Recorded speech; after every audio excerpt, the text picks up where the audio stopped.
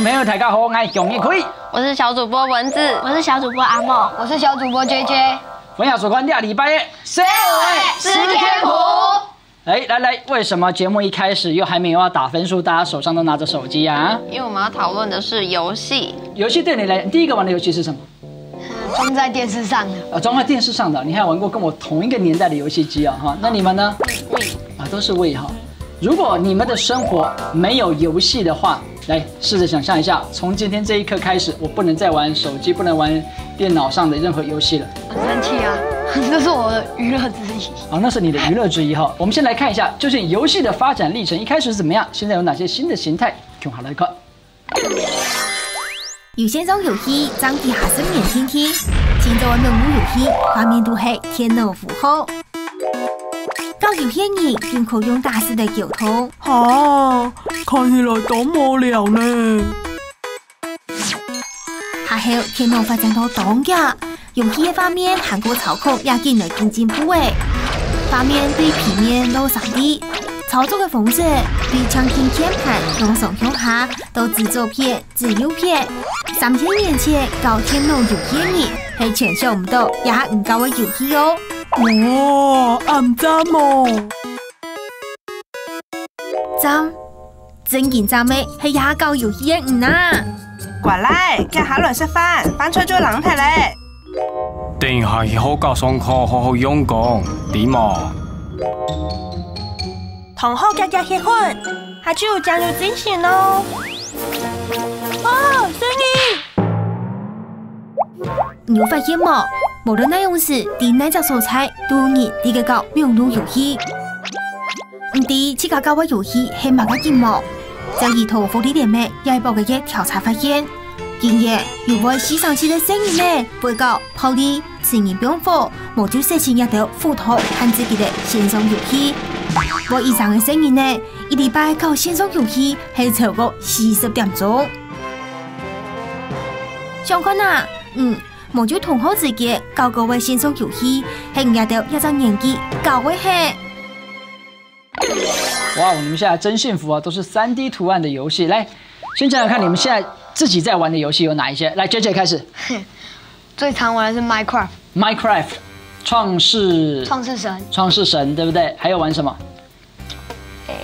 銀河特工隊，打架的。哦，打架的。我比較喜歡玩跑酷。跑酷。就是跟真實跑酷一樣，一個人在那邊東跳西跳。可是我覺得差很多，他一般人是越跑越慢，然後他是越跑越快。因為他不會累呀。那蚊子平常玩什麼遊戲？玩 Criminal Case 偵辦案件的遊戲。它是下面有一串中文，然後要你去找那個圖片的那個的東西，有時候會很血腥，因為他一開始偵辦那個案件的時候，他就給你一個屍體在那邊。透過這個遊戲，你得到什麼樂趣？就是思考邏輯吧。其實你剛才講血腥，跟剛才 JJ 講打架，就說，講到這幾個詞的時候，我們就不免想到，大人們為了要保護你們，其實他們有做遊戲的分級。究竟班上同學們知不知道遊戲有分級這件事情？班上有16個人知道有分級這件事情，然後有7個人不知道。一樣是6年級的阿夢，你們班上呢？也是16個知道。然後有8個不知道，但他們不知道有2個提問，就是第一個就是說跟電影的分級制度一樣嘛，然後第二個就是說到底是用什麼分級？好，這些待會我們來為大家解答。好，年紀最小，現在讀4年級的 JJ 班上有幾個同學？你的調查裡面告訴我們什麼結果？全部都不知道。JJ 班上幾個人？22個同學，包括 JJ 在內，他在錄這個節目之前也不知道。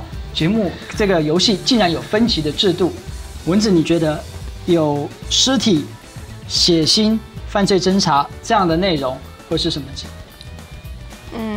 我覺得應該是限制級或保護級。我是用我爸的那個年齡去玩那個遊戲。登入的時候已經知道他是一位成人了。對，但是他不知道玩的人是一個小孩。要了解網絡遊戲的分級，我們就一起來看一下2禮拜的社會睇議題。神魔之塔一代講係已經有1700萬人次下載嘅全民數據遊戲。英雄聯盟係係嚟講係當日會有2700萬人次上線嘅線上遊戲，有2個遊戲都當初寫好前嘅分樣。今日研究到嘅新北市冰球國小，我哋調查看下，有9個2種遊戲嘅同學必定有幾個位，結果發現9個神魔之塔同學有10位。另外，神魔之塔下個英雄聯盟都9個位也有10位。不過，唔敢啲對亞洲還蠻12歲同學來講，神魔之塔其實係蠻15歲張高的，英雄聯盟還係蠻15歲張高的呢。也完全冇發揮作用嘅遊戲本質之圖，按到同學又有乜嘅想法呢？之前我哋問佢啦，佢到底遊戲有本質嗎？我不知道那個我們玩的網絡遊戲是什麼機。我當時沒有在看提示，就直接下載來玩。我知道神魔之塔好像是輔導級，然後 Line Ranger 是保護級，然後英雄聯盟我不知道是什麼級別，但是我們同學都有在玩，也有在互相討論。睇人聽的本質之圖，我知道挺嚴嘅嘛。我覺得神魔之塔的級數有點定太高，我覺得它應該定的級數應該是保護級，不是輔導級，因為它比較沒有暴力景象或限制級的景象，所以我認為它才是保護級。對於遊戲的級別看法，我的看法是他們應該會在依照調低一點，而不是那麼高，因為如果它沒有什麼特別暴力或是血腥的東西，那應該要降低一點。而那些不能讓人接受或是比較高的、比較血腥、比較暴力的，應該要提高一點。係個唔得做，唔好用嘅到遊戲嚟本質呢。我會根據關卡的難易來制定。我覺得我會用畫面來定它的級數。假如打的時候怪獸死的話，它的畫面比較不會像限制級那樣子會噴血。我覺得有一些遊戲的級別定有點高，因為我覺得它不算是有暴力的行為，所以我覺得定應該要鬆一點，不要制度太高。唔知道遊戲會對你有唔好嘅影響嗎？我覺得同學玩這個遊戲會有被影響，因為下課之後他們就會一直在聊遊戲啊。玩了遊戲被遊戲內容影響到我的看法，我不認同的看法是因為要是人的問題，你只要分得清楚哪邊是遊戲，哪邊是現實，那你大概就不會被影響到了。我覺得有一些就是比較高等級可能會真的被影響，但我覺得現在我們玩的那一種好像都不會被影響到。頭擺嘅學生嘅，一下課就可能會搞到變進來。我聽聽科技嘅進步，遊戲見來見普遍呢。其實佢頭前嘅未係窮咗，無論去到哪都會搞一條遊戲嘛。現在我們每個人手上，大家把手上的貼紙面向鏡頭，就是國內這個軟體跟遊戲分級的5個級別。我們從 JJ 開始來介紹一下，你手上是什麼級？這是普遍級，每個人都可以玩。0歲以上就每個人都可以玩。保護級，這是6歲以上才可以玩。輔12級，輔12級幾歲可以玩？12歲以上才能玩。然後現在我手上拿的這2張是3位小歐都不能玩的。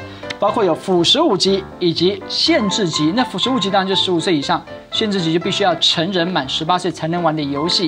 然後在這個同時，我們也去了這個台北市的南湖國小，問了一個班級的這個同學們，他們究竟現在最愛玩、最常玩的遊戲是什麼？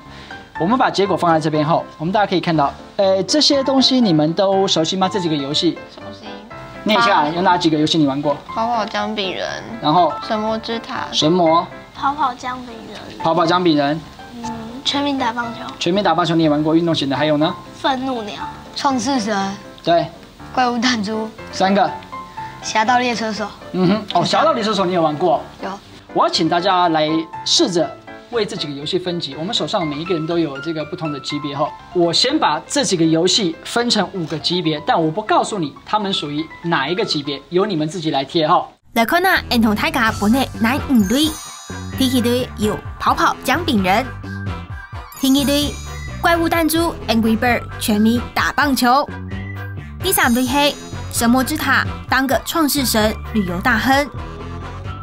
第4类是头前首届各位英雄联盟。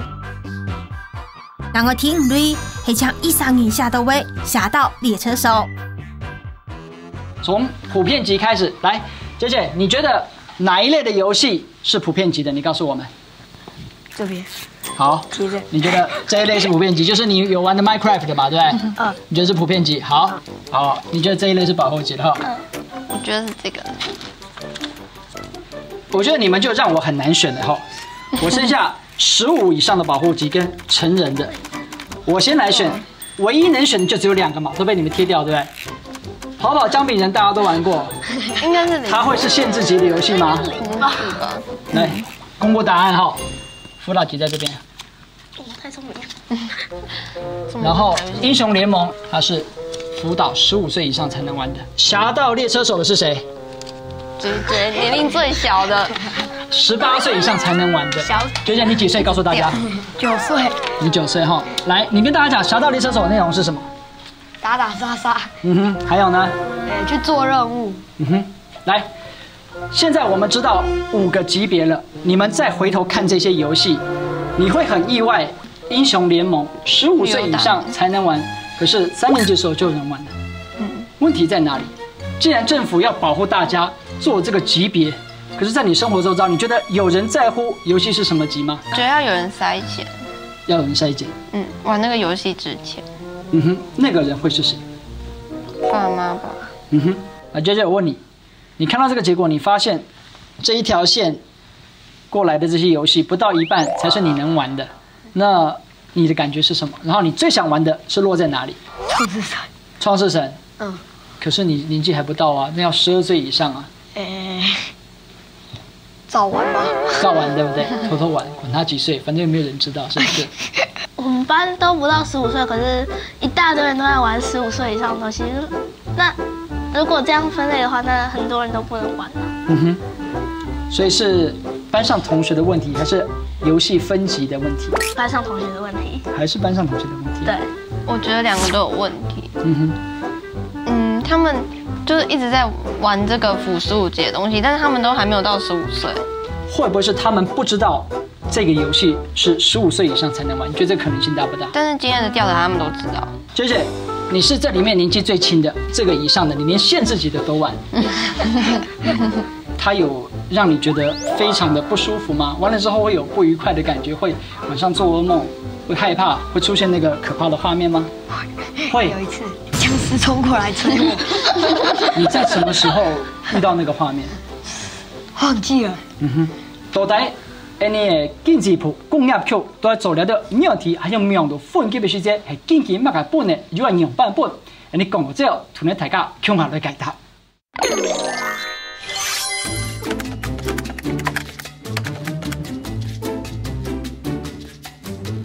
各位观众朋友们，大家好，奶黑小主播阿宽，我今天要为大家介绍的是什么是骨灰级玩家。骨灰级玩家就是比老鸟级玩家技术还要高强的玩家，他们都有很高很高的等级，任何关卡都难不倒他们，是像神一样的人物。洗下茶，我一下鸟，脚脚真来哟。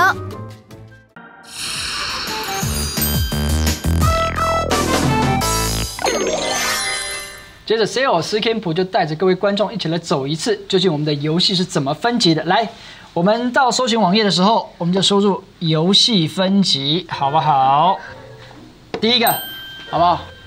刚才我们是不是跟大家介绍，我们的游戏有分成5个等级，就是从每个人都可以玩的是普遍级，一直到18岁以上才能玩的。然后我们可以稍微看一下它的内容，非常的复杂，眼花好缭乱，眼花缭乱，对不对？好，我们开始来分级评量，我们试着玩一次哈。你玩的游戏里面有裸露、性暗示吗？Criminal Case 有。有。性暗示。好，假设有这个东西的话哈，是轻微的暗示。哪一个 ？OK， 已经有了，有轻微暗示，已经是15岁以上，你已经玩了一个你不能玩的游戏，你还有遇到什么？有棉被教练。棉被中也是15岁以上。阿梦，你玩的游戏里面有没有遇过哪一些？很普通的，就哪一个？棋牌益智。哦，益智娱乐。好，我们看下一步哈。如果是这样子的话，有没有使用到麻将、扑克牌、骰子、钢珠这些东西？对。假设有骰子的话，6岁以上，所以这一类的益智游戏，确实各位同学们、小欧们都可以玩。姐姐，我最好奇的，你喜欢玩的这个 Minecraft， 你可以形容一下。你说它有打斗的画面，那打到人被打到的会变怎么样？打的那一瞬间，人的身体会全部变红色，可是看起来不会很血腥，不会很血腥哈。那我看应该是比较像，他被攻击之后有伤痕，就是整个人变红，但是没有凸显流血，对，是不是像这样？好，我们来看一下，这样子会变成什么记号？12岁以上。那你今天开始知道这个游戏是12岁以上才能玩，在你日后玩这个游戏的时候，你会不会有不一样的感觉？应该是不会啊。会不会觉得自己做了一件好像违法的事情？政府说我不能玩，我还硬要玩。可是政府不会家家户户去检查，所以只要没被检查到就没关系。当然了，是这样子吗？我觉得是。你们认同这样的说法吗？这个东西就是完全是你自己知道就好。太血腥他自己会控制啊。谁会控制？对。哦，就是玩那个侠盗猎车手，侠盗猎车手，做一次噩梦就不敢。可是那个是18岁以上才能玩，所以它的冲击很大，它才会控制。12岁以上的，他可能只有一点点的这个可怕跟一点点的刺激，会不会他在不知不觉当中就留下很多不好的印象？应该是不会，应该不会。我不觉得它恐怖啊。会不会这个才是可怕的地方？它已经渐渐让你留下不好印象，可是你却不觉得它恐怖。你有没有想过这件事情？没有想过。我来好奇一个好不好？假设恋爱交友，0级，对，没有这些内容就0级。但是如果玩这个游戏会促使虚拟的使用者谈恋爱或者是结婚，比方在游戏里面喜欢一个人，爱上一个人，你们猜猜看是什么级？-15吧。-15，来，阿梦，你觉得几岁？12岁。12岁。-15。-15，我们来试看看，我也不知道。对吧？有没有？那会有这样的制度，很多的时候是来自于大人想要对小孩的保护，基于爱小孩子。那究竟大人们又是怎么看这样的分级制度？我们一起来看这个星期的社會無安排。睇嘅印度同學嘅意見，其實有人比還較關心遊戲嘅本質制度哦。嘅就會睇解爸爸媽媽啦，自在到睇也愛28期都皮定，嘅一下研究嚟談看啦，加到很用嘅個嘅。做媽媽啥知道要用乜嘅標準來本質呢？我是覺得網絡分級可以分比較暴力的，或是比較裸露的，比較露點的，就是輔導級跟限制級啦。我們一開始其實本來沒有注意到網絡有分級，網絡遊戲有分級，但是燕竹自己先注意到說，他玩的神魔之塔是屬於輔導級，他不能玩的。然後那時候還蠻驚訝的，因為想說這個是一個很普遍的遊戲，很多小朋友在玩。但後來有仔細想想，就是為什麼它可能是輔導級的原因啊？可能是因為有牽涉到一些網絡的代幣啊、交易啊、交換他們一些好像點數之類的東西。就是什麼要買鑽石，或者是要買那種金幣，有的時候就是有的時候可能會用到錢。對，可能會有一些網絡交易的行為，然後再加上那個人偶的設計，可能就是以我們大人的角度來看啊，會覺得說，會不會太凸顯性別特徵了？雖然小朋友他們好像自己不這麼覺得。嘅印度媽媽要揾用嘅嚟管理遊戲本質呢？遊戲類別其實我是不會管太多啦，可是我會看啦，我會看他們遊戲大概是在玩什麼。假如太過血腥或是太暴力，我是就不讓他們玩了。假如是益智的話，我還會讓他們玩，還 OK 啦。然後到最近才發現，原來那個《刀塔傳奇》也是輔導級。然後我聽燕竹說，全民打棒球是保護級，我還蠻驚訝，想說哇，這樣網絡遊戲分級限制的還蠻嚴格的。那仔細想想，會覺得它有它的道理在。不过我觉得它分级最主要目的应该是希望父母亲陪伴关注小朋友玩的游戏内容是什么。那如果说就是把它分级得很严格，那有可能只是造成说，如果我们要去遵守的时候，那亲子间沟通上会有一些误会，可能会造成对立。比如说，如果我因为他是辅导级，然后就禁止彦祖玩，那可是彦祖可能私底下还是有玩，那我反而失去那个陪伴他的机会。所以我是觉得说分级怎么分可以稍微放宽一点点。但是父母亲要怎么陪伴这一块，应该要多宣导、多教育。哇，冇想到同好底线游戏的过程，也等妈妈没有一度的困法啵。原来在啲合理的范围内，家長沒冇聽錯不反對唔搞遊戲呢。